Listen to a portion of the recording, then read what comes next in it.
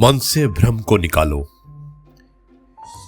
दोस्तों, ये है आपका अपना प्रिय डॉक्टर आदि कश्यप मुंबई मानुस और आपके लिए लेकर आया आपका मनपसंद प्रोग्राम पॉजिटिव कर्मा।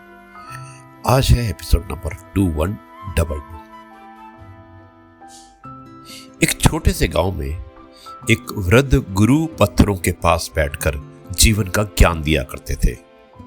एक दिन एक छोटा बालक उनके पास आया और बोला, गुरुजी, लोग कहते हैं कि दुनिया अपने लोगों से भरी है, फिर भी मैं अक्सर अकेला क्यों महसूस करता हूं। गुरुजी मुस्कुराए और बोले, यदि जीवन में खुश रहना चाहते हो तो अपने मन से ये भ्रम निकाल दो कि सब अपने हैं।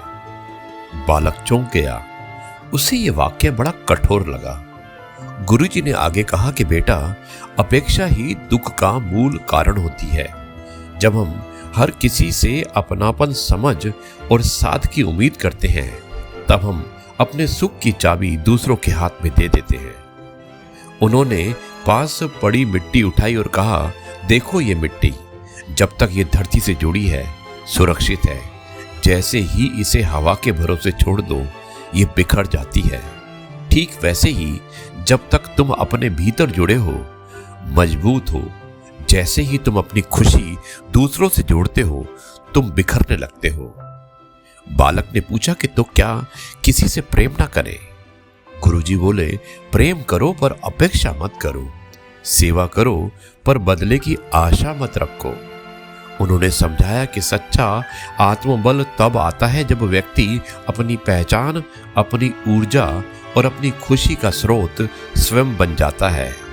जब हम सब अपने हैं का भ्रम छोड़ देते हैं, तब हम कृतज्ञता से जीना सीखते हैं। गुरुजी ने कहा, जीवन का रहस्य ये नहीं कि कौन तुम्हारे साथ है, बल्कि ये है कि तुम स्वयं अपने साथ कितने सशस्त्र हो।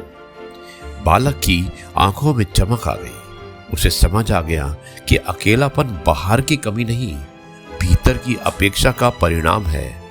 उस दिन से उसने शिकायत छोड़ दी और आत्मनिर्भरता को अपनाया। धीरे धीरे उसका आत्मविश्वास बढ़ा और लोग स्वयं उसकी ओर आकर्षित होने लगे।